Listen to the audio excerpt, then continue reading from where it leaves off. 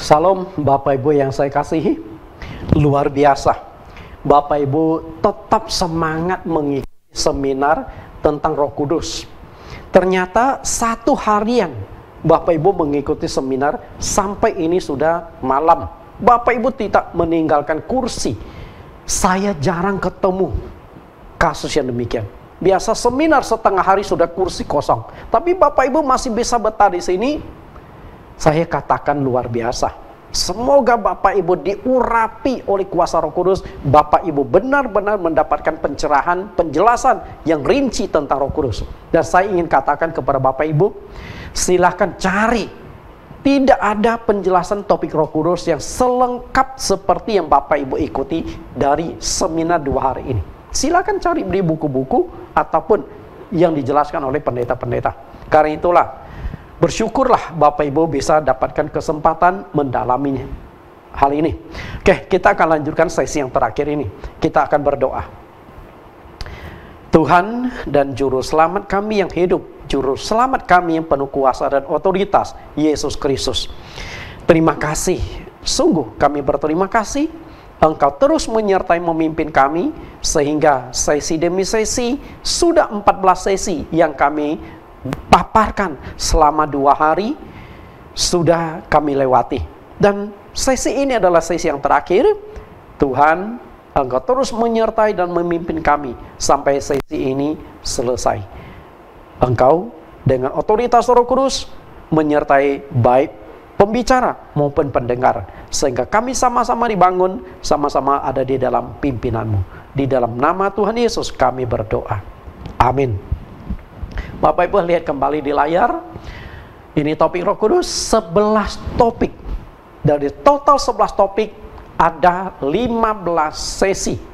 Dan topik yang terakhir, manfaat Roh Kudus dalam kehidupan umat Kristen, ini panjang. Tapi saya hanya jadikan 3 sesi dan itu tidak semua saya ambil. Lihat kembali 15 manfaat Roh Kudus di dalam kehidupan umat Kristen. Saya akan lewat cepat-cepat. Oke, sekilas ya, karena sudah beberapa kali saya ulang di sini. Silakan perhatikan.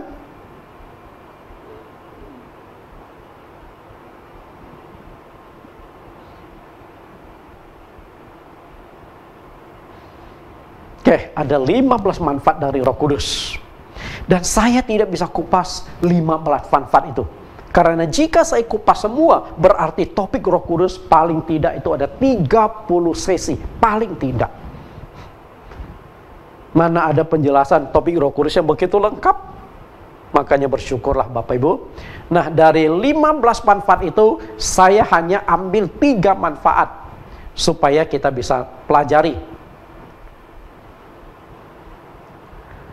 Mengajar dan menuntun umat Kristen untuk memahami kebenaran Alkitab. Memberikan otoritas kepada hamba Tuhan untuk memberikan pengampunan dosa lewat baptisan air. Barusan saya kupas, dan yang akan kita kupas saat ini adalah memberikan keberanian dan kuasa untuk melawan setan-setan. Oke? Karena itu sangat penting. Ini terutama umat Kristen. Terutama jemaat-jemaat yang takut sama setan. Itu mesti dapat Roh Kudus. Kita akan kupas. Memberikan keberanian dan kuasa untuk melawan setan-setan. Saya tidak tahu Bapak Ibu pernah ketemu gambar yang beginian enggak? Lagi malam-malam muncul di tembok. Lagi malam-malam ketika mau ke toilet nongol dia. Saya percaya Anda tidak jadi kencing. Kembali lagi ke kamar. Betul? Ya, walaupun Anda sebagai umat Kristen, kadang-kadang yang menghadapi beginian pun kita takut. Saya dulu punya seorang cicik kakak. Dia sewa rumah. Sewa rumah baru tinggal seminggu baru dia tahu rumahnya itu kurang bersih. Ada gangguan. Kadang-kadang pintu bisa bunyi sendiri. Kadang-kadang kamar mandi di airnya bisa ada suara air keluar. Tapi begitu dicek di kamar mandi nggak ada air. Karena itu dia takut. Makanya Akhirnya nggak tahan, pindah dia dari rumah itu. Oke, pindah, dan uang sewanya nggak bisa ditarik kembali. Ya apa boleh buat, kabur gara-gara setan. Nah setelah itu dia percaya Tuhan. Setelah percaya Tuhan, rupanya trauma juga sama setan begitu. Jadi kalau malam hari dia mau ke toilet, apa yang dia bawa? Tangan kanan membawa senter, tangan kiri bawa salib. Jalan berdua nih. Takut setan. Itulah yang terjadi. Bukan hanya cici saya percaya, mungkin banyak yang seperti itu. Oke? Dari mana iblis sesungguhnya? Apakah itu makhluk jahat ciptaan Tuhan? Banyak orang bertanya, apakah Tuhan menciptakan iblis? Kalau Tuhan menciptakan iblis, sedangkan iblis itu makhluk yang jahat, berarti Tuhan ciptakan sesuatu yang jahat dong. Sedangkan Tuhan yang Maha Kudus, Maha Suci dan sempurna, mungkinkah menciptakan sesuatu yang jahat? Lalu dari manakah malaikat dari iblis itu? Kita lihat, berbicara tentang roh. Roh itu ada 4. Bapak Ibu, ada 4. Kita lihat, yang pertama Allah. Allah adalah roh. Yohanes 4 ayat yang ke-24. Yang kedua, malaikat. Dan yang ketiga, manusia. Oke? Yang punya roh adalah ini. Kemudian malaikat, lalu muncul masalah, ada yang baik dan ada yang jahat. Oke? Nah, malaikat yang baik tetap jadi malaikat, malaikat yang jahat itu akhirnya jadi setan, jadi iblis. Jadi Tuhan itu nggak menciptakan iblis. Iblis adalah perubahan dari malaikat yang berontak, malaikat yang jahat, malaikat yang melakukan kudeta di kerajaan sorga. Muncullah menjadi setan. Nah, di sini lengkap ada 4 macam roh. Allah, malaikat, iblis, dan manusia. Binatang nggak punya roh. Karena dari mana kita tahu binatang itu tidak punya roh? Begini loh. Allah itu roh. Oke? Nah, yang bisa berinteraksi dengan roh Allah itu adalah yang punya roh. Roh baru bisa interaksi dengan roh. Hewan nggak bisa berinteraksi dengan Allah karena hewan tidak punya roh. Karena itu suatu hari jika Bapak Ibu melihat seekor monyet bawa Alkitab masuk ke gereja, jangan Anda pikir monyet itu punya roh. Enggak, dia itu hanya dilatih. Dia bawa Alkitab, oke, dilatih bawa Alkitab ke gereja, tapi setelah keluar dari gereja nyolong pisang lagi tuh si monyet. Oke? Kita lihat 4 macam roh ini. Dari roh yang jahat inilah, malaikat yang jahat inilah yang akhirnya menjadi iblis. Jadi iblis ini adalah dari malaikat awalnya. Lihat, iblis adalah malaikat yang tidak taat. Lihat Yudas 1 ayat 6. Dan bahwa ia menahan malaikat-malaikat yang tidak taat pada batas-batas kekuasaan mereka, tetapi yang meninggalkan tempat kediaman mereka dengan belenggu abadi di dalam dunia kekelaman sampai penghakiman pada hari besar. Perhatikan, malaikat-malaikat yang tidak taat pada batas kekuasaan Tuhan. Artinya apa? Malaikat di sorga itu banyak sekali. Dan ada bagian-bagian, ada kelompok-kelompok dan golong-golongan. Dan ada satu kelompok malaikat, ini malaikat yang cantik, malaikat yang sangat pintar, sangat berhikmat. Dan kelompok malaikat yang satu ini dekat sekali dengan Allah. Oke? Nah, mungkin selama ini Bapak Ibu pernah dengar istilah Lucifer. Nah, kelompok malaikat satu ini, kalau para teolog menafsirkan, mereka adalah kelompok malaikat yang di sorga itu tugasnya memuji Tuhan, menyembah Tuhan. Oke? Nah, karena dia pintar, cantik, dekat dengan tahta Allah, timbul niat jahat di dalam malaikat ini yang dipimpin oleh seorang kepala malaikat itu, ingin lakukan pemberontakan, ingin kudeta dan menguasai tahta di kerajaan sorga. Nah, apa yang terjadi? Akhirnya malaikat di sorga pecah menjadi 2 kelompok. Kelompok yang ingin mempertahankan tahta Allah, Allah tetap berkuasa di sorga, dipimpin oleh malaikat Mikael. Ini jumlahnya banyak malaikat ini. Lalu kelompok yang ingin berontak, yang ingin melakukan kudeta, dipimpin oleh satu ketuanya juga, pimpinannya. Nah, Alkitab menyebutnya sebagai iblis atau Satan. Ini kepalanya. Oke, kita lihat. Pemberontakan itu terjadi. Wahyu 2. Wahyu 12 ayat yang ke-7 sampai 9. Wahyu 2 ayat 7. Maka timbullah peperangan di sorga. Mikael dan malaikat-malaikatnya berperang melawan naga itu. Dan naga itu dibantu oleh malaikat-malaikatnya. Tetapi mereka tidak dapat bertahan, mereka tidak mendapat tempat lagi di sorga. Dan naga besar itu si ular tua yang disebut iblis atau Satan, yang menyesatkan seluruh dunia, ia dilemparkan ke bawah, ia dilemparkan ke bumi bersama-sama dengan malaikat-malaikatnya. Perhatikan di sini, malaikat-malaikatnya. Oke. Timbullah peperangan di sorga, Mikael dan malaikat-malaikat. Nah, malaikat-malaikat yang pertama ini yang dipimpin oleh Mikael, kepala dari malaikat ini, yang menjadi panglima perang dari para malaikat, ini malaikat yang baik. Lalu ada malaikat-malaikat. Nah, malaikat kelompok yang kedua adalah malaikat yang jahat, yang ingin berontak, yang ingin lakukan kudeta. Nah, saat itu kedua kelompok malaikat itu berhadapan, berperang, dan kayaknya kekuatan mereka seimbang. Sampai akhirnya Allah sendiri yang turun tangan, lalu Allah memberikan hukuman kepada malaikat yang berontak ini. Mereka dicampakkan ke bumi. Berarti mestinya peristiwa ini terjadi sebelum Allah melakukan penciptaan selama 6 hari di bumi. Sebelum Adam dan Hawa diciptakan, malaikat ini sudah dicampakkan ke bumi, malaikat jahat ini. Karena itulah setelah Adam dan Hawa diciptakan dari Taman Eden, iblis sudah ada. Iblis inilah yang akhirnya mencobai dan menggoda Adam dan Hawa, menjatuhkan mereka dalam dosa. Ya, dilemparkan ke bumi. Ini peristiwa sebelum penciptaan hari pertama. Bisa nangkap? Nah, inilah sedikit asal-usul malaikat. Suatu hari mungkin saya akan kupas topik malaikat supaya lebih rinci dan lebih jelas.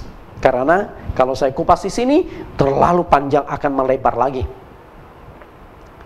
Lihat kembali, julukan yang diberikan kepada malaikat pemberontak adalah naga besar, si ular tua, iblis atau Satan.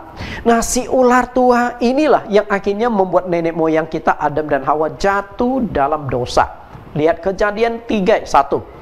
Adapun ular ialah yang paling cerdik dari segala binatang di darat yang dijadikan oleh Tuhan Allah.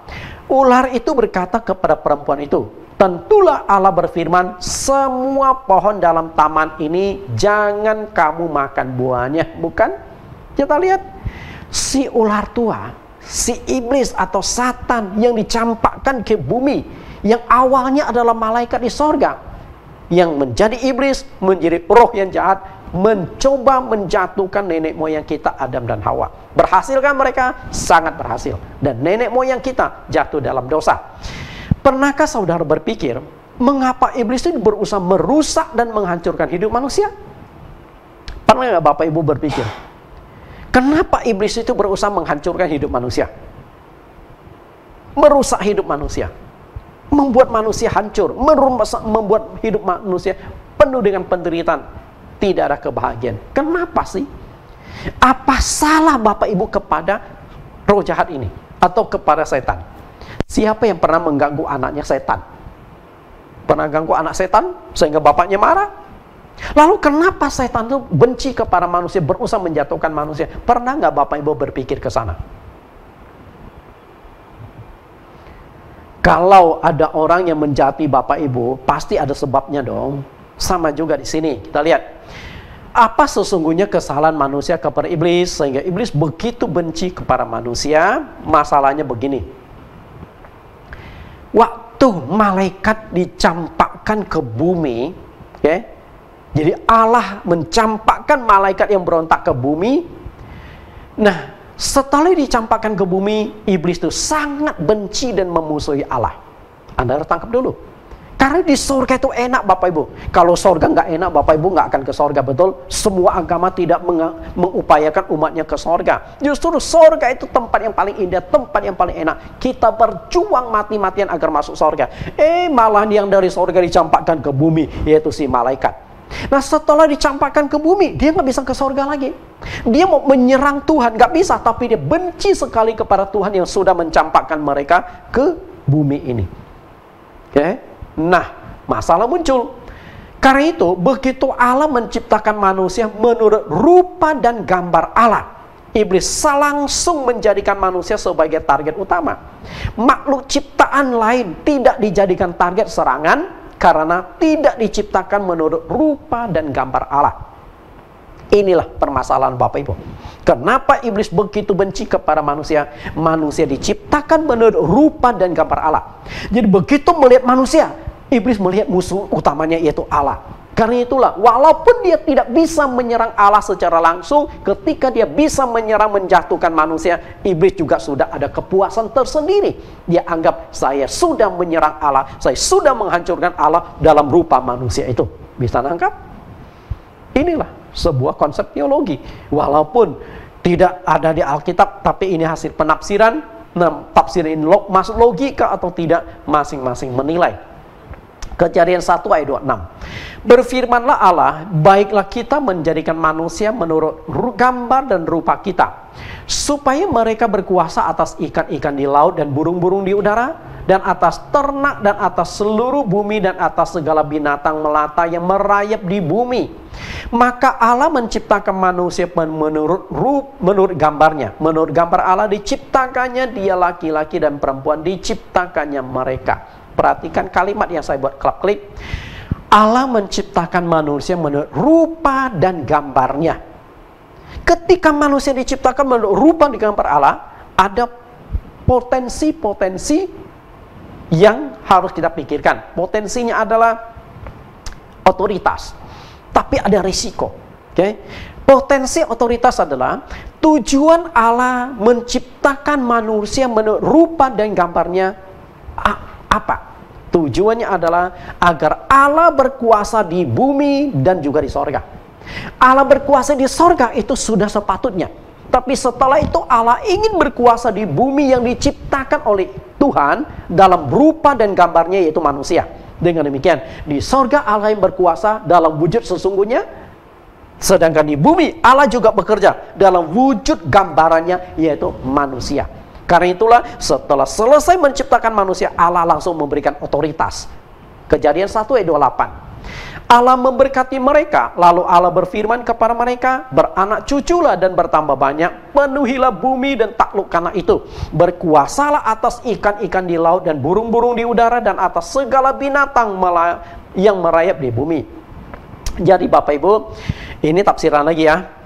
Ketika Allah menciptakan manusia menurut rupa dan gambarnya, iblis sudah tidak suka melihat manusia. Karena yang ada dilihat iblis adalah ini musuhnya yang mencampakkan dia di sorga.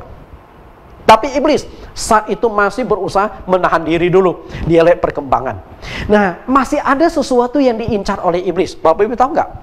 Kenapa iblis itu memberontak di sorga? Tahu nggak? Karena iblis ingin berkuasa di sorga, oke? Tapi dia berontak ingin berkuasa di sorga, tidak dapat. Karena Allah yang turun tangan dan juga dihalangi oleh malaikat yang ingin mempertahankan Allah sebagai penguasa sorga. Nah, setelah dicampakkan ke bumi, lalu Allah melakukan pemulihan penciptaan di bumi. 6 hari penciptaan segala tumbuhan, binatang, laut, darat, udara. Nah, iblis ketika melihat Allah melakukan penciptaan di bumi ini, dia berharap nanti dia yang akan berkuasa di bumi ini. Bisa nangkap gak? Oke lah, dia gagal berkuasa di sorga, tapi dia berharap bisa berkuasa di bumi atas seluruh ciptaan Tuhan. Tapi apa yang terjadi? Setelah Allah ciptakan manusia menurut rupa dan gambarnya, Allah bukan menyerahkan otoritas itu kepada setan, tapi menyerahkan otoritas itu kepada manusia yang diciptakan menurut rupa dan gambar Allah. Allah berkata, beranak cucu bertambah banyak, penuhi bumi, taklukkanlah itu. Berkuasalah atas ikan-ikan di laut, burung-burung di udara, dan atas segala binatang yang ada di bumi. Setan yang sudah lama incar-intir menguasai bumi langsung jatuh lemas, habis sudah. Sudah dicampakkan ke bumi, nggak dapat apa-apa. Sekarang bumi yang sudah diciptakan Tuhan diserahkan kepada manusia. Maka satu-satunya cara untuk bisa merebut bumi yang diciptakan Tuhan adalah mengalahkan manusia. Bisa nangkap ya? Bagaimana supaya manusia ditaklukkan, dikalahkan? Kalau manusia bisa dikalahkan, maka otoritas manusia atas bumi bisa ditarik. dan akhirnya berhasil. Iblis menjatuhkan nenek moyang kita Adam dan Hawa sehingga bumi dikuasai oleh setan. Ketika Adam dan Hawa jatuh dalam dosa. Bisa tangkap ya? Makanya ketika Yesus dicobai di padang gurun, iblis berkata, memperlihatkan segala kemuliaan kekayaan dunia. Lalu iblis berkata, semua itu akan kuberikan kepadamu, sebab semua itu telah diserahkan kepadaku. Kapan bumi ini diserahkan kepada setan? Yaitu ketika Adam dan Hawa jatuh dalam dosa. Bumi ini dikuasai oleh setan. Nah, tapi setelah itu Yesus ingin rebut kembali kuasa atas bumi. Bagaimana caranya? Dengan dia harus menghadapi pencobaan iblis, oke? Setelah itu, puncaknya adalah kematian Yesus di atas kayu salib dan bangkit dari kematian. Nah, setelah Yesus mati di atas kayu salib, bangkit dari kematian, di Matius pasal yang ke-28, ayat yang ke-18, sebelum Yesus berikan perintah memberitakan Injil, Yesus berkata, Dia telah berkuasa di sorga dan dia juga telah berkuasa di bumi. Artinya bumi berhasil ditarik kembali menjadi milik Tuhan dan akhirnya kita diberikan otoritas untuk menaklukkan setan-setan. Artinya hari ini anak-anak Tuhan, umat Kristen itu sudah dapat otoritas untuk mengalahkan setan. Cuman anehnya kita takut sama setan. Kenapa? Karena tidak mengerti kebenaran ini. Kita akan lihat lebih jauh kebenaran yang penting begini. Anda takut pada setan? Apa yang dilakukan setan untuk menghancurkan hidup manusia?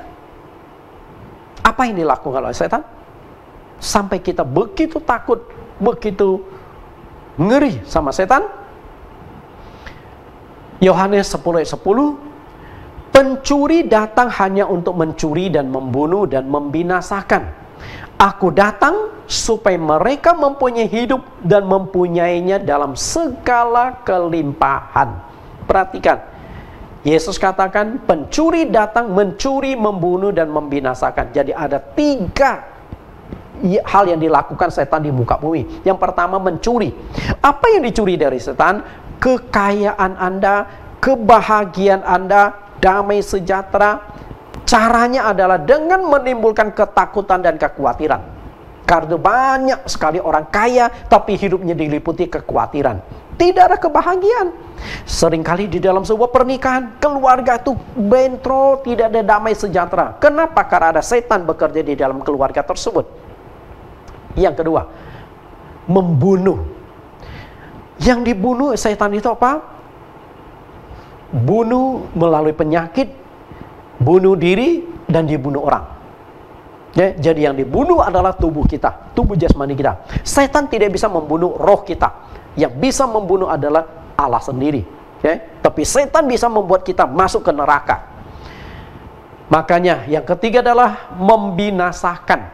Target akhir dari iblis adalah berusaha membuat Anda binasa, membuat Anda tidak masuk ke surga. Nah, inilah pekerjaan, 3 pekerjaan setan, 3 PR-nya setan atas muka bumi: mencuri, membunuh, dan membinasakan. Jadi hati-hati dengan ketiga hal ini. Mencuri, membunuh, dan membinasakan. Nah, sekarang kita akan analisa bagaimana iblis mencuri, membunuh, dan membinasakan manusia di dalam kehidupannya. Untuk menghancurkan hidup manusia di dunia, iblis mendatangkan 2 hal untuk meruntuhkan iman mereka. Kedua hal tersebut, yang pertama mendatangkan godaan, yang kedua mendatangkan penderitaan. Godaan. Iblis pasti menawarkan kenikmatan duniawi dan keinginan-keinginan daging. Ini cara yang halus, cara yang enak. Nah, kalau cara ini tidak mempan, maka iblis akan menggunakan cara ini. Melalui penyakit, kesulitan ekonomi, pernikahan yang hancur, kematian, Anda akhirnya kehilangan iman. Anda kecewa sama Tuhan, Anda menyangkal Tuhan. Kedua cara ini. Nah, kita akan analisa bagaimana kedua cara ini ditimpakan dalam hidup manusia sampai manusia mengalami kehancuran, ketakutan. Nah, kedua hal tersebut hanya bisa kita hadapi kalau Anda memiliki Roh Kudus. Hanya Roh Kudus yang bisa melewatkan Anda dari godaan dan juga penderitaan-penderitaan. Karena itulah saya katakan kenapa manfaat Roh Kudus itu sangat penting untuk menaklukkan setan-setan dan juga dampak yang ditimbulkan oleh setan.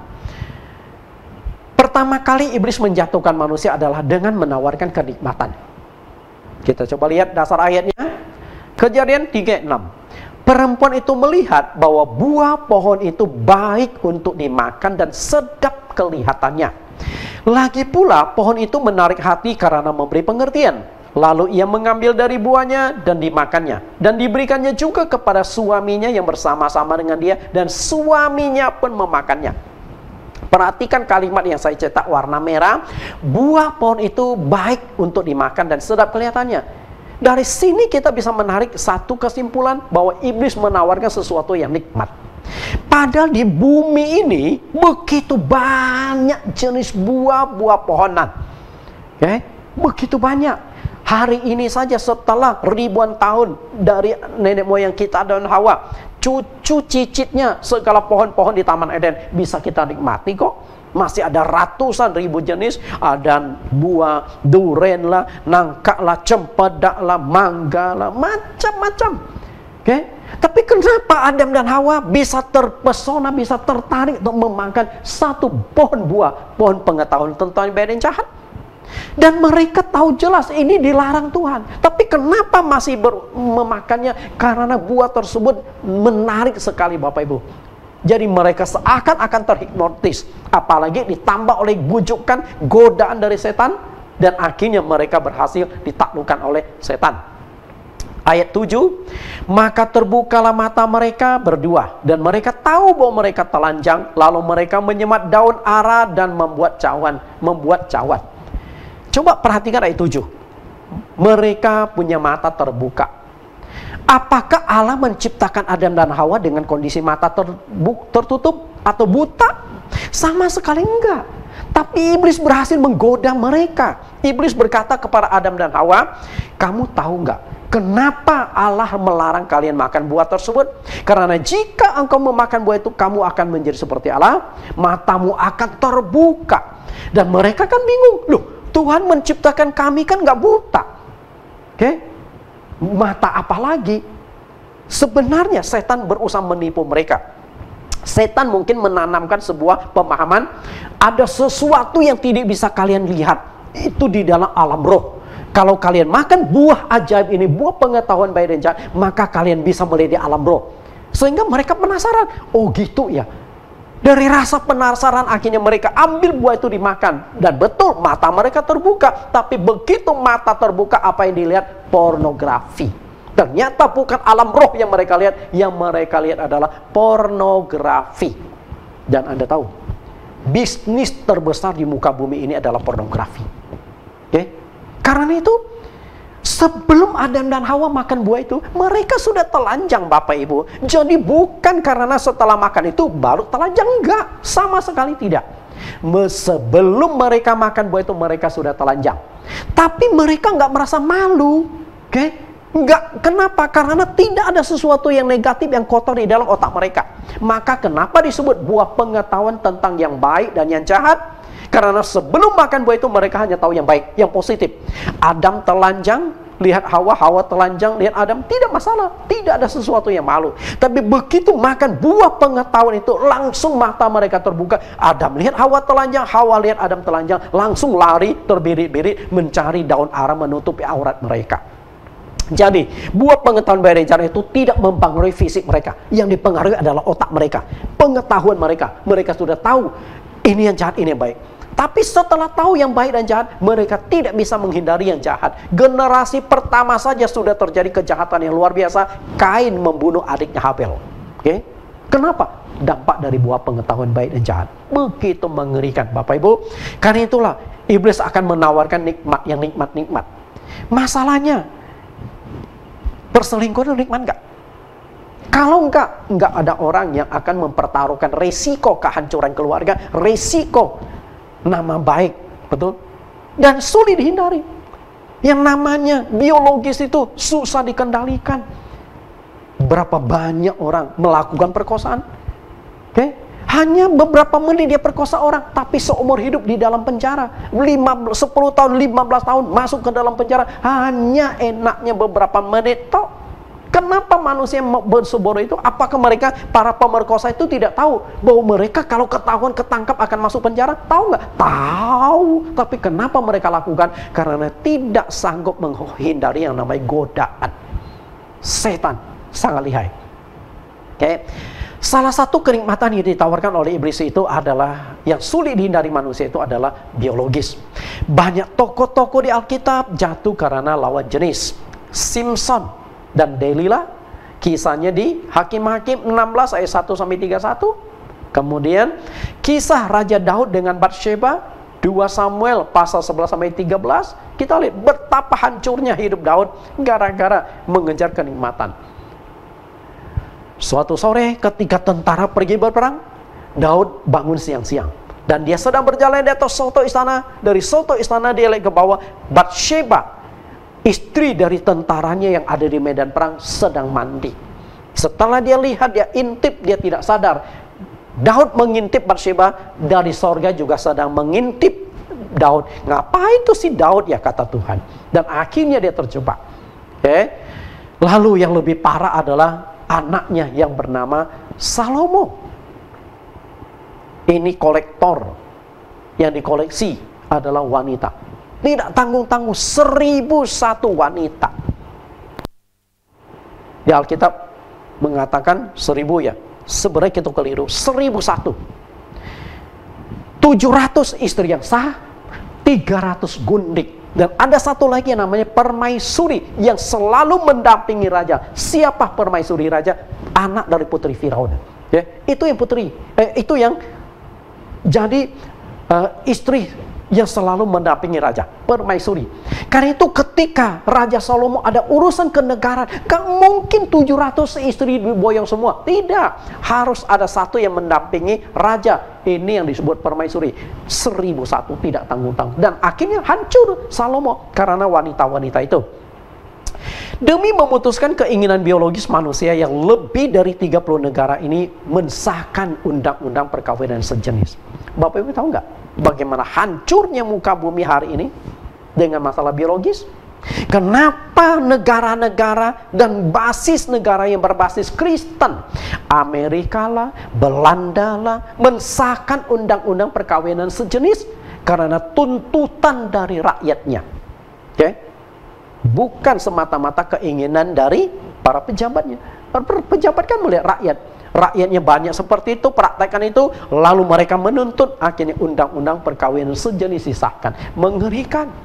Di Alkitab itu sangat jelas. Allah menciptakan laki-laki dan perempuan, lalu mempersatukan mereka dalam pernikahan. Sekarang laki-laki nikah sama laki-laki, perempuan nikah sama perempuan. Begitu kacaunya, dan setan bekerja secara luar biasa dalam bidang ini, menghancurkan bumi ini.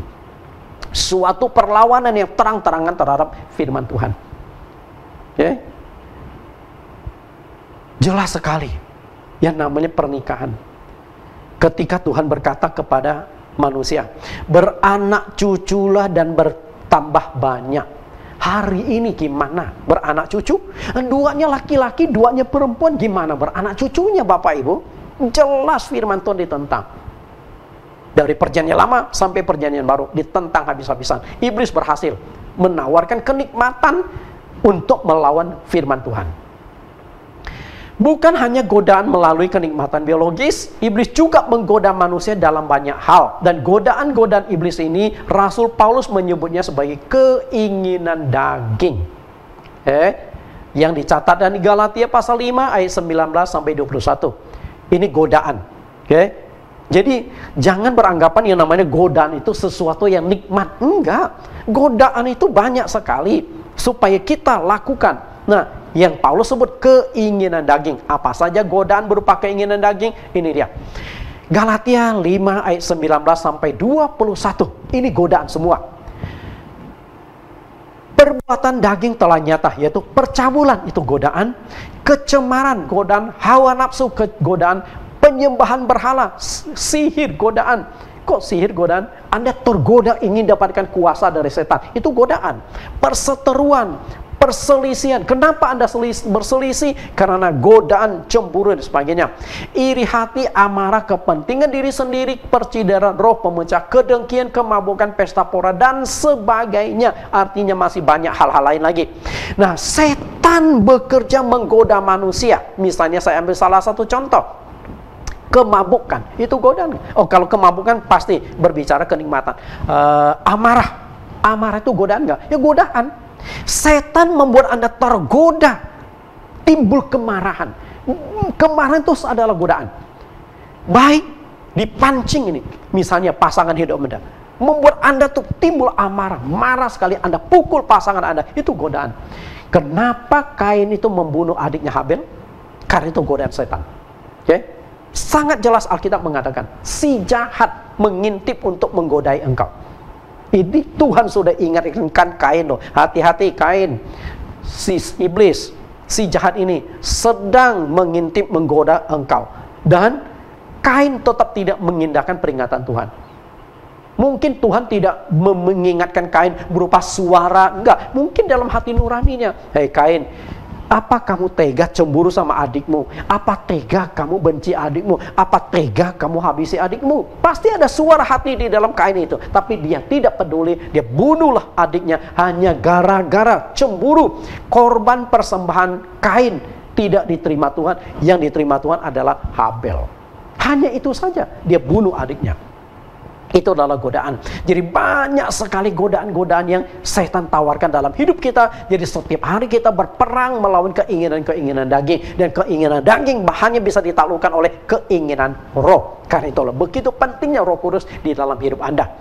Semua keinginan daging hanya bisa ditaklukkan oleh kekuatan roh. Lihat kembali Galatia tadi. Di Galatia pasal 5 ayat yang ke-19 sampai 21 saya sudah jelaskan apa saja keinginan daging itu. Lalu ayat sebelumnya Rasul Paulus memberikan solusi menaklukkan keinginan daging dengan kekuatan roh. Kita lihat Galatia 5 ayat 16. Maksudku ialah hiduplah oleh roh, maka kamu tidak akan menuruti keinginan daging. Artinya di dalam diri manusia itu ada perjuangan. Daging roh. Mana yang lebih kuat, mana yang menang, maka itu yang Anda lakukan.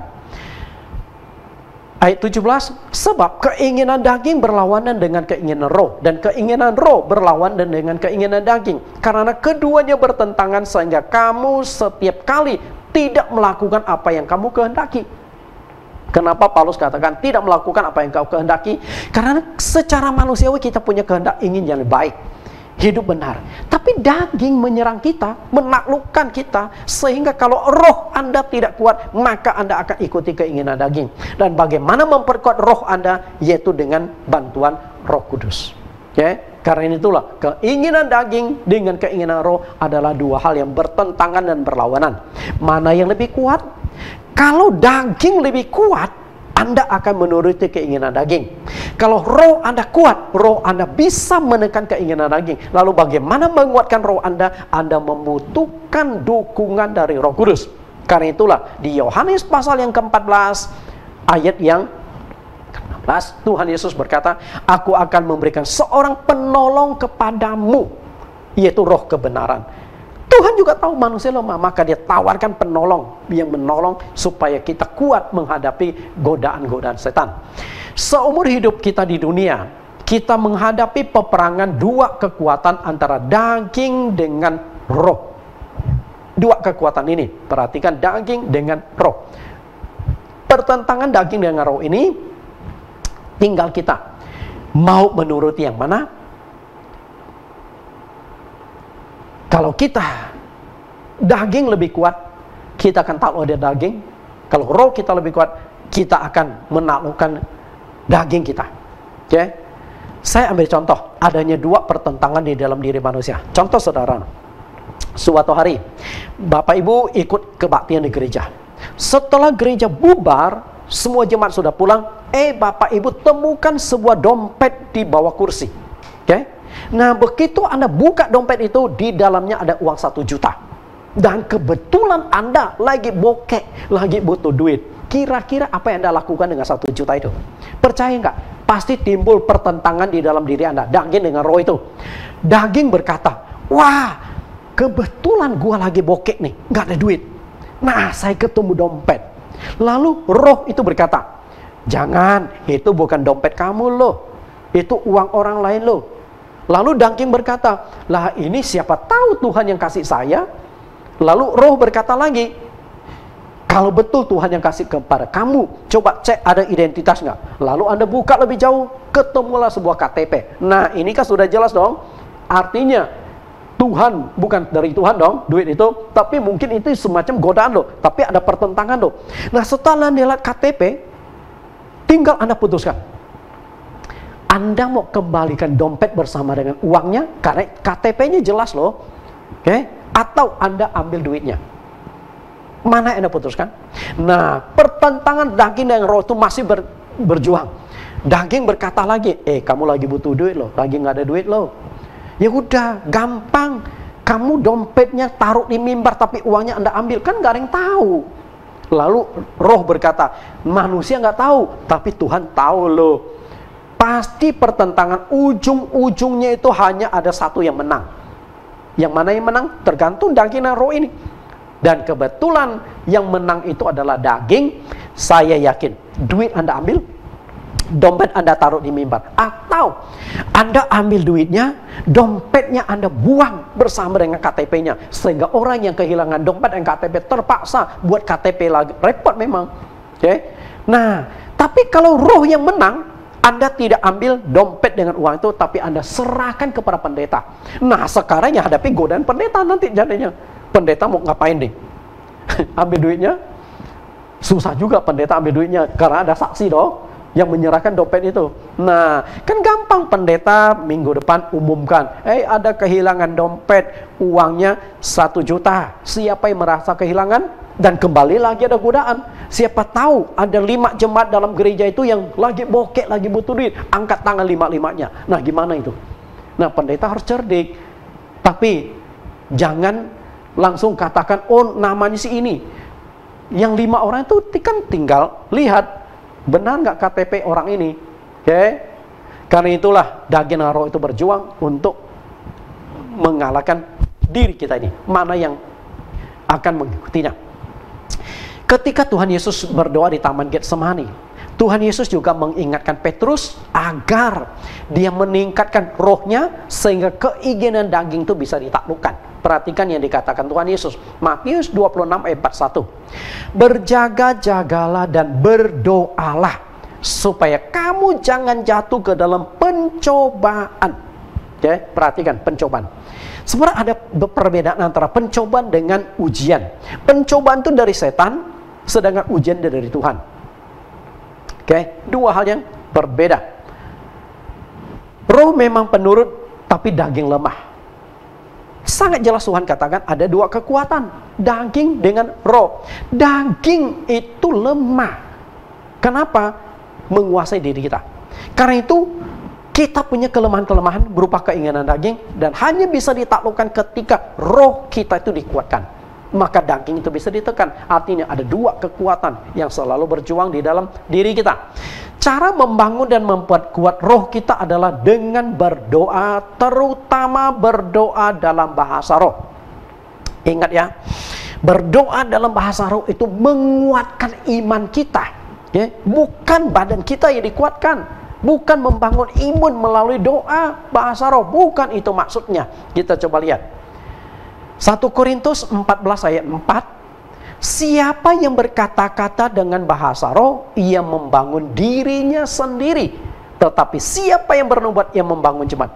Membangun diri sendiri itu bukan membangun tubuh kita Bapak Ibu, tapi membangun rohani kita. Supaya rohani kita kuat, rohani kita bisa melawan godaan-godaan setan, bisa menolak godaan setan. Karena itu berbahasa roh itu sangat penting. Kita lihat. Bahasa roh tujuan membangun iman, bukan membangun fisik. Lihat yang dikatakan oleh Yudas.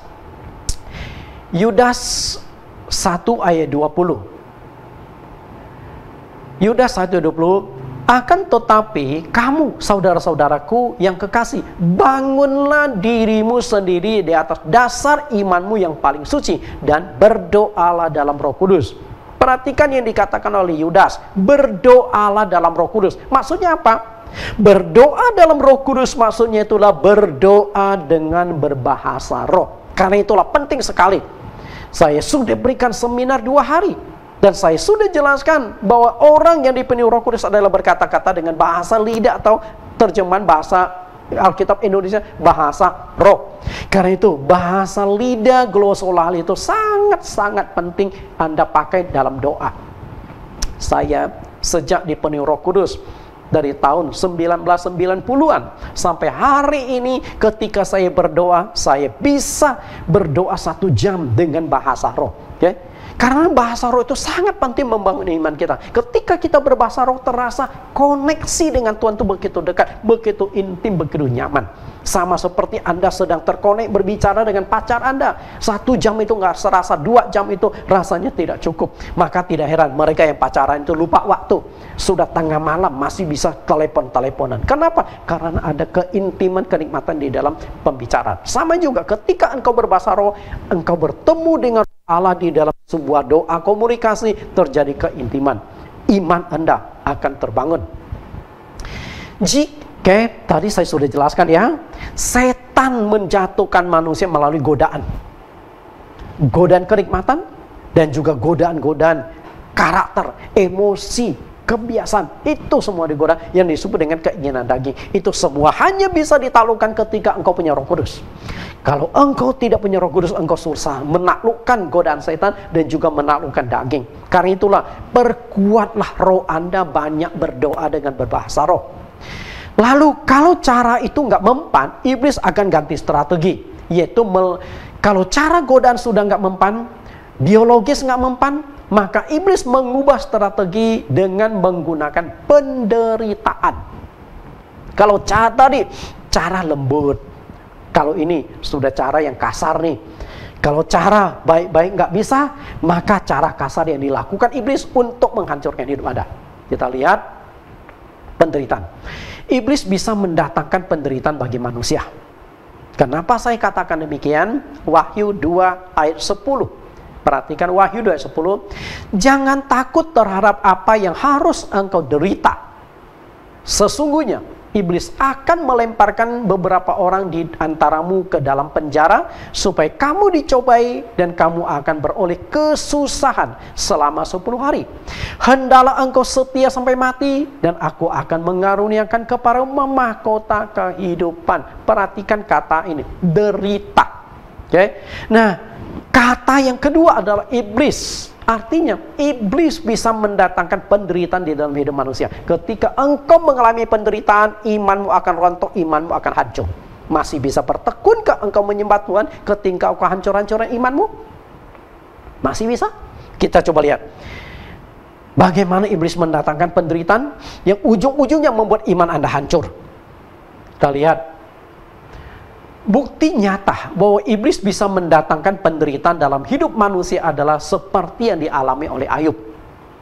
Kita buktikan, Ayub itu mengalami penderitaan. Itu dari setan semua. Dan penderitaan yang dialami Ayub tidak tanggung-tanggung. Tidak ada manusia yang bisa melewati penderitaan seperti yang dialami oleh Ayub. Apa saja penderitaan Ayub yang didatangkan setan? Sudah lama iblis itu mengincar Ayub untuk dicobai, dihancurkan. Namun tidak bisa karena Allah membangun pagar sekeliling Ayub. Iblis itu tidak bisa masuk. Perhatikan dialog antara Tuhan dengan iblis berikut ayatnya ini. Oke? Kita lihat dialog Tuhan sama setan. Ayub 1 ayat 7. Maka bertanyalah Tuhan kepada iblis, dari manakah engkau?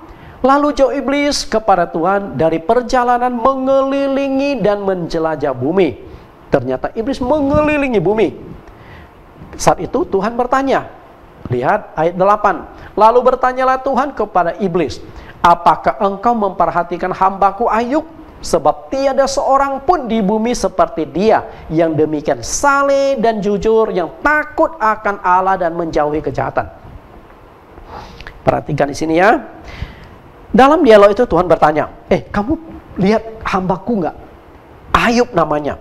Itu seorang yang luar biasa. Saleh, jujur, takut akan Allah dan menjauhi kejahatan. Dan begitu Tuhan menyebut nama Ayub, bagaimana reaksi iblis? Perhatikan ayat 9. Lalu jawab iblis kepada Tuhan, apakah dengan mendapat apa-apa Ayub tidak takut? Ayub takut akan Allah?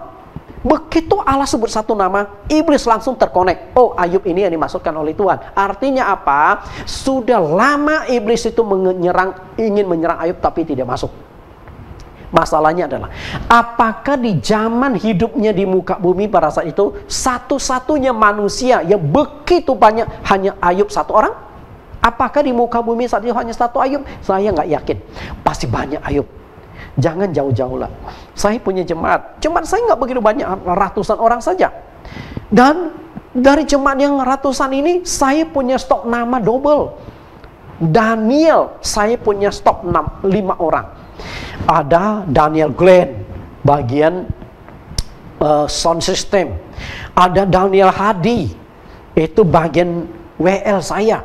Ada Daniel Hutagalung, itu bagian main keyboard saya. Jadi Daniel stok itu cukup banyak. Makanya kalau saya memanggil nama Daniel, 5-5-nya akan melihat saya. Kecuali kalau saya sebut nama mereka Daniel Glenn, Daniel Hutagalung, nah itu jelas. Oke? Nah, di zaman Ayub, saya yakin banyak nama Ayub. Tapi ketika Allah sebut nama Ayub, langsung terkonek sama iblis. Artinya sudah lama iblis mengincar untuk menyerang Ayub. Iblis tahu persis di mana Ayub itu tinggal, di mana alamat rumah Ayub, iblis sudah tahu. Lalu yang kedua, siapa saja anak dan istri Ayub, iblis sudah tahu. Kemudian berapa banyak harta kekayaan Ayub, berapa banyak hewan-hewan, jenis hewan yang dimiliki Ayub, semuanya iblis tahu. Oke? Dan sudah berulang kali iblis mau menyerang Ayub, tapi tidak bisa. Kenapa demikian? Karena Tuhan yang membangun pagar sekeliling Ayub. Perhatikan kalimat iblis selanjutnya, ayat 10. Bukankah engkau yang membangun pagar sekeliling dia dan rumahnya serta yang segala yang dimilikinya? Apa yang dikerjakannya telah kau berkati, dan apa yang dimilikinya makin bertambah di negeri itu. Rupanya Allah membangun pagar sekeliling Ayub. Apakah Ayub tahu Allah membangun pagar sekelilingnya? Tidak tahu. Karena ini pembicaraan Tuhan dengan setan itu di dalam dunia roh. Ayub tidak tahu bahwa rumahnya, kekayaannya, kesehatan, semuanya dipagari oleh Tuhan. Ayub tidak tahu sama sekali. Okay? Karena itulah iblis mau menyerang Ayub, tidak bisa. Nah, apa saja yang dipagari? Rumah Ayub, kekayaan Ayub, budak-budak Ayub, 10 anak Ayub, istri Ayub, kesehatan Ayub, semuanya dipagari oleh Tuhan. Dan begitu dalam dialog tersebut, Tuhan kan promosi Ayub overdosis. Luar biasa lah. Dan promosi dari Tuhan itu fakta, karena memang Ayub seperti itu. Seorang yang tidak ada seorang pun seperti di muka bumi, seperti Ayub, saleh, jujur, takut akan Allah, dan menjauhi kejahatan. Nah, akhirnya dalam dialog tersebut seakan-akan Ayub itu menjadi objek pertaruhan antara Allah dengan Tuhan. Lalu setan berkata, emangnya kalau Ayub nggak diberkati, nggak dilindungi, Ayub masih mau menyembah Tuhan? Lalu Tuhan berkata, belum tentu. Bisa saja ada orang bahwa dia enggak dapat apa-apa, walaupun menderita, tetap mau menyembah Tuhan. Lalu setan berkata, coba buktikan. Dan akhirnya Tuhan izinkan. Ketika Tuhan izinkan, Tuhan mulai cabut pagar yang mengelilingi Ayub. Okay? Begitu pagar itu dicabut, Anda tahu nggak? Langsung Ayub menghadapi masalah. Okay? Rumahnya, kekayaannya, budak-budaknya, semua hancur. Nah, penderitaan terjadi dalam hidup Ayub. Kita lihat bagaimana menderitanya Ayub dan bagaimana cara setan menghancurkan hidup Ayub. Semua harta kekayaan Ayub habis. Dulu orang kaya kelihatan karena nggak ada bank. Hari ini orang kaya nggak kelihatan, hanya pegang satu kartu kredit saja, dia sudah bisa kemana-mana. Ya, semua harta kekayaan Ayub habis. Hewannya, gembala mati semua. Lalu yang kedua, Ayub ditimpa oleh penyakit kulit, kena kanker kulit dong. Saya tidak tahu ini lagi virus corona menyerang begitu kejar ya. Kemudian 10 anak Ayub mati semua. Kita lihat, habis semua. Mengapa media apa yang dipakai iblis untuk menghancurkan dan menghabisi Ayub, membuat Ayub menderita? Ternyata media yang dipakai oleh iblis adalah hal-hal yang kita jumpai setiap hari. Medianya perampokan oleh orang-orang Sheba. Jadi saya tidak bacakan kitab Ayub karena terlalu panjang nantinya. Hanya ringkasan saja, perampokan oleh orang-orang Shebah. Artinya, iblis bisa memakai perampok untuk menghabisi Anda. Lagi Anda tidur, datanglah pencuri ke rumah Anda. Dia habisin. Bukan hanya kekayaan Anda dirampas, nyawa Anda bisa dihabisi oleh orang. Lalu di Indonesia, kita kenal dengan begal-begal di jalanan. Motor Anda, tas yang Anda bawa, ransel yang Anda bawa dirampas. Kalau Anda coba pertahankan, dia tidak segan-segan melukai, bahkan membunuh Anda. Setan bisa pakai orang itu. Kemudian peperangan. Di sini ada tentara Kasdim. Ternyata iblis bisa menimbulkan peperangan, kerusuhan. Karena itu dalam kerusuhan, iblis juga bekerja supaya orang itu jadi ganas, melakukan perusakan-perusakan. Kemudian api turun dari langit. Ketika hewan-hewan Ayub digembalakan oleh gembala-gembalanya, tiba-tiba api turun dari langit membakar hewan-hewan Ayub dan gembala-gembalanya. Hanya satu disisakan untuk lapor kepada Ayub. Apakah waktu hewan digembalakan hanya gembala dan hewan Ayub di padang itu? Saya tidak percaya. Pasti di kiri kanan ada gembala dan hewan-hewan lain. Tapi aman. Api yang turun dari langit begitu cepat sampai gembala pun nggak bisa kabur. Kalau hewan nggak bisa kabur ya wajarlah, karena mereka tidak punya logika dan otak untuk menyelamatkan diri ketika api turun dari langit. Kalau manusia kan bisa. Sebelum api turun dari langit, dia bisa lihat arah mana, dia bisa lari menyelamatkan diri. Tapi tidak bisa. Mati semua, Pak. Kenapa? Apinya terbesar dan juga sasarannya tepat. Karena ketika iblis mau menyerang seseorang, itu tidak akan meleset. Lalu angin. Ketika anak Ayub 10 orang lagi makan pesta pora di sebuah rumah, tiba-tiba angin yang kencang datang melanda rumah. Rumah itu dihancurkan 4 penjurunya. Anak-anak Ayub 10-nya mati semua. 7 laki-laki, 3 perempuan. Habis semua. Jadi berapa kekuatan angin? Berapa kecepatan angin? Ini bukan di mall loh. Kalau di mall terjadi gempa bumi, dari dalam mall kita keluar mungkin butuh 15 menit. Ini kan rumah. Ketika rumah sudah ada goncangan, mestinya bisa keluar dalam sekejap untuk berada di halaman. Tapi iblis sudah lama menghancurkan anak Ayub. Begitu anak Ayub lengkap, semua berkumpul, langsung dihancurkan rumah itu oleh kekuatan angin. Yang namanya angin, yang namanya api, sesuatu yang kita temukan sehari-hari, yang kita butuhkan sehari-hari, tapi itu bisa dimanfaatkan iblis untuk menghancurkan hidup manusia, mendatangkan penderitaan hidup manusia. Jadi di alam roh yang bekerja, alam nyata yang terjadi begini. Lalu yang terakhir, iblis mendatangkan penyakit kanker kulit yang ganas pada Ayub. Oke, tadi belum menyentuh daging dan tubuh Ayub, tapi sekarang sudah menyerang Ayub. Kena kanker kulit. Dari kepala sampai ke kaki gatal sekali. 10 jari Ayub sudah nggak kuat menggaruk. Dia pakai beling menggaruk. Dia duduk di abu, menaburi badan dengan abu. Abu satu sisi sebagai wujud sedang berkabung berduka. Sisi lain adalah ketika gatal ini berair ditaburi abu akan menimbulkan rasa asin. Dan asin itu perih bisa membantu meringankan rasa gatal itu. Dulu belum ada obat-obat gatal. Okay. Kita lihat penderitaan Ayub. Penderitaan yang sungguh-sungguh mengerikan. 3 penderitaan hidup yang paling ditakuti oleh manusia sekaligus menimpa Ayub. Apa saja? Yang pertama, kemiskinan. Orang paling takut miskin.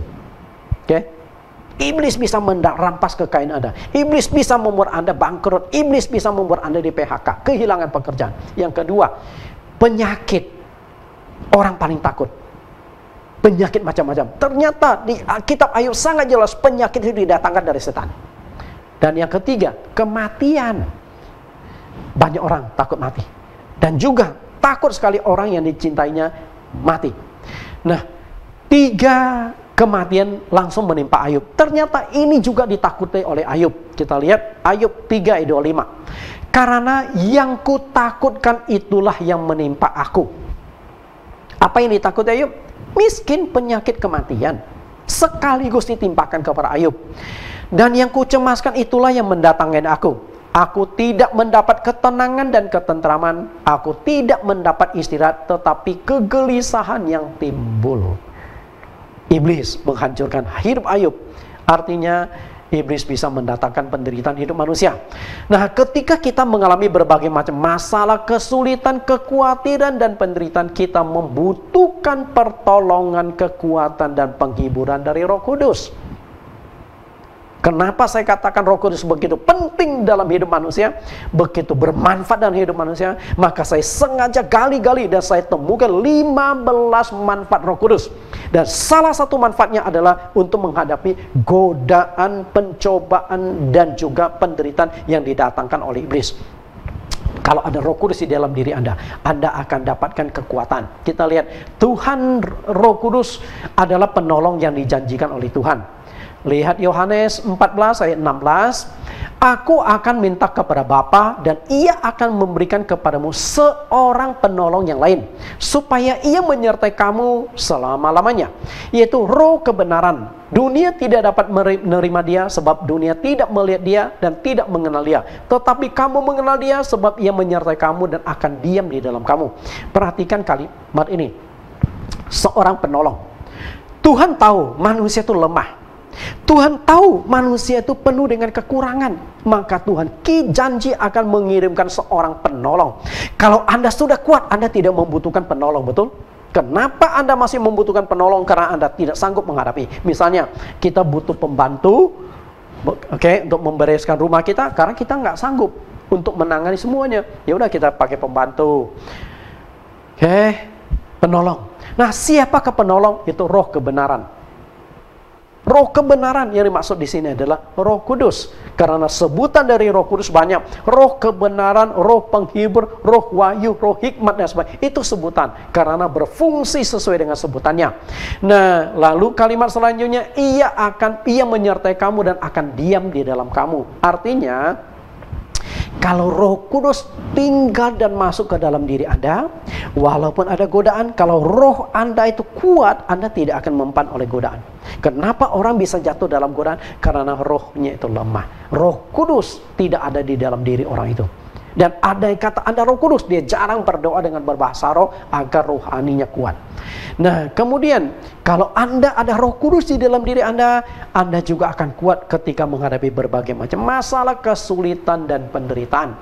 Karena selain menolong, Roh Kudus juga memberikan penghiburan. Lihat Yohanes 14 ayat 26. Tetapi penghibur, yaitu Roh Kudus, yang akan diutus oleh Bapa dalam namaku, dialah yang akan mengajarkan segala sesuatu kepadamu dan akan mengingatkan kamu akan semua yang telah kukatakan kepadamu. Perhatikan, Roh Kudus yaitu penghibur. Artinya Roh Kudus itu akan memberikan penghiburan kepada kita. Bandingkan, lihat lagi ayat 27. Damai sejahtera ku tinggalkan bagimu, damai sejahtera ku berikan kepadamu, dan apa yang kuberikan tidak seperti yang diberikan oleh dunia kepadamu. Jangan gelisah dan gentar hatimu. Engkau gelisah, gentar, takut. Kenapa? Karena berbagai macam masalah, kesulitan, penderitaan, tantangan yang didatangkan oleh setan. Engkau takut, engkau gelisah. Tapi Tuhan berkata, aku akan memberikan penghibur. Jadi ketika engkau lagi menderita, engkau lagi sakit, jika ada penghiburan dari Roh Kudus di dalam diri Anda, maka engkau akan tetap damai sejahtera. Engkau tidak akan hancur. Kata begitu pentingnya. Nah, Kisah Rasul 9 ayat 31, selama beberapa waktu jemaat di Yudea, di seluruh Yudea, Galilea dan Samaria berada dalam keadaan damai. Jemaat itu dibangun dan hidup dalam takut akan Tuhan. Jumlahnya makin bertambah besar oleh pertolongan dan penghiburan Roh Kudus. Jemaat gereja awal, karena Roh Kudus bekerja secara luar biasa, walaupun ada masalah, kesulitan, penderitaan, mereka tetap dihibur oleh Roh Kudus. Karena itulah begitu penting Roh Kudus di dalam hidup kita. Dari semua roh, yang paling lemah adalah roh manusia. Anda harus tahu, dari semua roh yang paling lemah itu adalah rohnya manusia. Ada malaikat iblis, kayaknya kekuatannya setara, dan yang paling lemah itu adalah rohnya manusia. Nah, roh kita yang paling lemah ini, kita butuh kekuatan dari roh yang lain. Roh yang mana yang bisa kita pakai? Kita nggak bisa pakai rohnya malaikat. Karena di Alkitab nggak ada catatan. Kita tidak boleh pakai rohnya setan. Karena roh setan itu bukan dipakai oleh orang Kristen, tapi dipakai oleh dukun-dukun tukang sihir. Nah, satu-satunya roh yang bisa kita pakai untuk mendukung kekuatan roh kita adalah roh Allah. Karena roh manusia paling lemah, maka manusia membutuhkan kekuatan dari roh, yaitu roh Allah, Roh Kudus, untuk menghadapi roh jahat atau roh iblis. Jelas ya? Karena itulah, jika Anda punya Roh Kudus, seharusnya Anda tidak perlu takut setan lagi. Pada prinsipnya, roh manusia itu paling lemah dari semua roh yang ada. Karena itu manusia membutuhkan pertolongan dari roh yang lebih besar dari dirinya. Coba perhatikan ayat ini. 1 Yohanes 4:4. Kamu berasal dari Allah, anak-anakku, dan kamu telah mengalahkan nabi-nabi palsu, sebab roh yang ada di dalam kamu lebih besar daripada roh-roh yang ada di dalam dunia. Artinya, Anda membutuhkan roh yang lebih besar dari semua roh. Roh apa itu? Perhatikan, roh ini ditulis dengan huruf besar, mestinya Roh Kudus atau Roh Allah. Nah, kalau Roh Kudus ada Roh Allah ada di dalam diri kita, baru bisa taklukkan setan. Artinya manusia itu membutuhkan kekuatan. Kekuatan itu diperoleh dari dua sumber roh. Yang pertama adalah Roh Kudus atau Roh Allah, yang kedua adalah roh jahat atau iblis. Nah, Roh Kudus atau Roh Allah ini kekuatan andalan umat Kristen untuk mendapatkan kekuatan. Jadi kalau ada Roh Kudus di dalam diri Anda akan dapat kekuatan. Okay? Sedangkan roh jahat juga dipakai oleh manusia, Bapak Ibu. Dipakai oleh siapa? Dipakai oleh nabi-nabi palsu. Nabi-nabi palsu melakukan tanda heran dan mujizat dengan kekuatan setan. Dipakai oleh dukun-dukun, dipakai oleh tukang-tukang sihir. Artinya, ketika engkau punya Roh Kudus, baru engkau bisa taklukkan setan-setan. Tidak ada mantra yang bisa menyerang engkau ketika engkau benar-benar diurapi oleh kuasa Roh Kudus. Bapak Ibu yang saya kasih di dalam Tuhan, Roh Kudus memberikan keberanian dan kuasa kepada kita untuk menaklukkan setan. Di Kisah Rasul 1 ayat 8, kamu akan menerima kuasa. Kemudian di Kisah Rasul 9 ayat 13 ayat 9 sampai ayat yang ke-11, kita lihat pengalaman Paulus bagaimana dia taklukkan setan melalui kuasa Roh Kudus. Kisah Rasul 13 ayat 9, tetapi Saulus, juga disebut Paulus, yang penuh dengan Roh Kudus, menatap dia dan berkata, hai anak iblis, engkau penuh dengan rupa-rupa tipu muslihat dan kejahatan. Engkau musuh segala kebenaran. Tidakkah engkau akan berhenti membelokkan jalan Tuhan yang lurus itu? Sekarang lihatlah, tangan Tuhan datang menimpa engkau dan engkau menjadi buta. Beberapa hari lamanya engkau tidak dapat melihat matahari. Dan seketika itu juga orang itu merasa diliputi kabut dan gelap. Dan sambil meraba-raba ia mencari orang untuk menuntun dia. Kita lihat, Roh Paulus yang penuh dengan Roh Kudus bisa menaklukkan setan. Jadi setan melalui seorang untuk menggoda ketika Paulus memberitakan Injil. Bapak Ibu yang saya kasih, topik tentang Roh Kudus hari ini selesai. Oke? Jadi 15 manfaat Roh Kudus tidak bisa saya uraikan semuanya. Saya hanya ambil 3 bagian, karena kalau mau diuraikan semua terlalu panjang. Karena itu Bapak Ibu, kita sudah selesai dan hari juga sudah cukup malam. Jadi kita akan berdoa menutup acara ini. Setelah itu Bapak Ibu boleh istirahat sejenak. Setelah itu kita adakan sedikit seremonial untuk menutup seminar kita selama 2 hari ini. Oke? Kita akan berdoa dulu. Segala puji syukur hanya bagi nama-Mu, Tuhan dan Juru Selamat kami. Sungguh kami bersyukur bahwa Engkau begitu mengasihi kami, menuntun, menjaga, melindungi kami, dan juga memimpin kami mengadakan seminar selama 2 hari. 11 topik sudah hamba-Mu sampaikan, semuanya tentang Roh Kudus, dengan total ada 15 sesi. Dan hari ini, saat ini adalah sesi yang terakhir dan kami juga sudah selesaikan. Terima kasih semua waktu ini, dan Tuhan Engkau juga berkati saudara-saudari kami, para hamba-hamba Tuhan yang ikut seminar selama kemarin dan hari ini. Semoga apa yang sudah hamba-Mu sampaikan dapat menjadi pembekalan bagi mereka ketika mereka terjun di dalam pelayanan, agar ketika menyampaikan tentang Roh Kudus dan juga ingin mendapatkan urapan Roh Kudus, mereka sudah mengenal Roh Kudus yang sesungguhnya, Roh Kudus yang berasal dari Tuhan. Terima kasih Bapak. Kami istirahat sejenak. Setelah itu kami akan melakukan seremonial penutupan seminar kami selama 2 hari. Terima kasih Tuhan. Dalam nama Yesus Kristus kami berdoa. Amin. Oke Bapak Ibu, istirahat sekitar 10 menit.